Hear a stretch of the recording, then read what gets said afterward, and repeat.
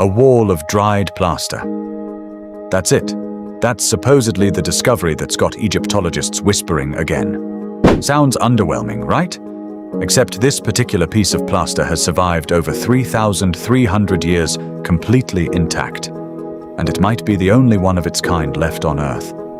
Stick with me, because this boring slab of mud and gypsum is quietly rewriting what we thought we understood about the most famous tomb ever found. Let's rewind. In 1922, Howard Carter cracked open a sealed doorway in the Valley of the Kings and came face to face with a boy king's afterlife. Gold, chariots, thrones, over 5,000 objects crammed into a space barely big enough to hold them. But here's the detail almost nobody talks about. Before Carter ever got that famous look inside, there was a wall. A plain, unassuming barrier of plaster, packed with rubble, stamped with seals, and built for one purpose only, to keep everyone else out. That wall did its job for 3 millennia. And now, for the first time since it was pulled apart stone by stone, a preserved section of it is sitting behind glass in the Luxor Museum. Officials are calling it a one-of-a-kind object, and honestly, they're not exaggerating. Nearly every other royal tomb in Egypt was cracked open by robbers within a few generations of burial. The doors got smashed, the seals got broken, the plaster got scattered into dust. Tutankhamun's didn't, which means this wall isn't just old, it's the last surviving witness to the exact moment his tomb was shut for what everyone assumed would be forever. Now here's where it gets strange. Look closely at the seals pressed into that plaster, and you'll find 2 different sets of stamps. One belongs to Tutankhamun himself, the royal necropolis mark confirming whose burial lies behind it. But the second set belongs to someone else entirely. The guards. The people whose entire job was to patrol this valley and make sure nobody, living or dead, disturbed a pharaoh's rest. So why would a sealed, guarded, government-stamped tomb need reinforcing more than once? Because it did. Researchers studying the wall's layering noticed something that doesn't quite fit the tidy story we've been told for a century. The plaster wasn't applied in one smooth pass. There are at least 2 distinct phases of construction. Evidence that the entrance was opened and resealed shortly after the original burial. Not by thieves, by officials. That single detail cracks open a much bigger mystery. If trained guards reopened the tomb almost immediately after sealing it, they weren't breaking in. They were going back in, on purpose, with permission. And that raises the obvious unsettling question, what were they doing in there? The mainstream explanation is almost anticlimactic.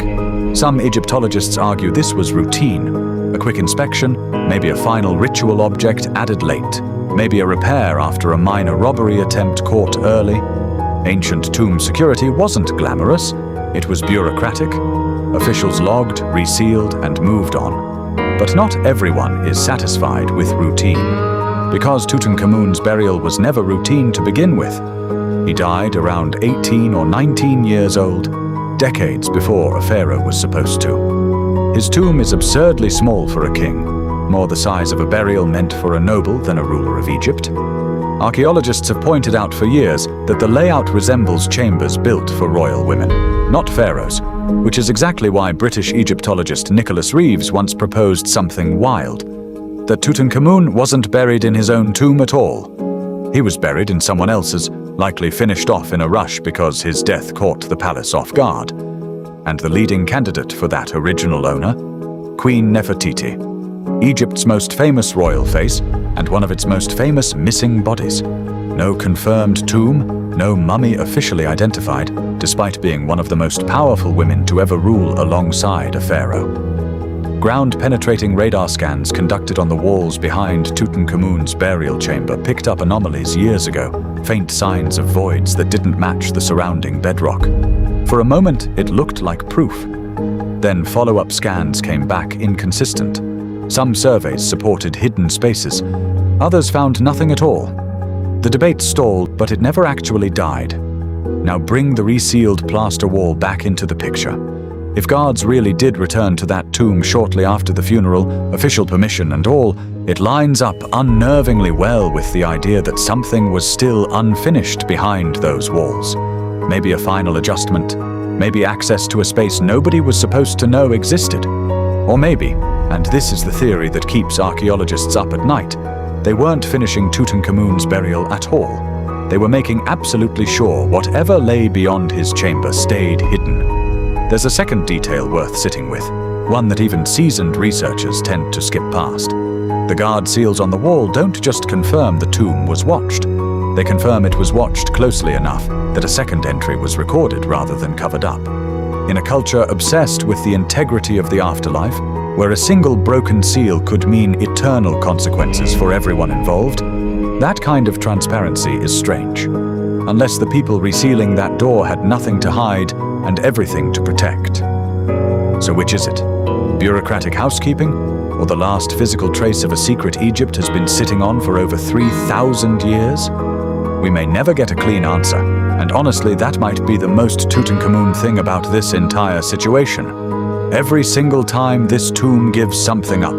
Gold, DNA, a beard that mysteriously fell off in 2014, it seems to open 3 new questions for everyone it closes. The mask wasn't fully understood until X-rays decades later revealed hidden alloys and a name scratched out beneath his own. The tomb's cramped, awkward layout still doesn't make sense for a king. And now a wall of plaster, something you'd walk past in a museum without a second glance, is quietly suggesting the story we've told about this discovery for 100 years might be missing a chapter. Egyptian authorities have said future radar work near the tomb is still being planned, more advanced, more precise than what's been tried before. If there really is a hidden space back there, this could finally be the generation that finds it. Or it could end the same way the last several attempts did, with static, conflicting data and more theories than answers. Either way, that plain-looking plaster wall isn't just a museum curiosity anymore.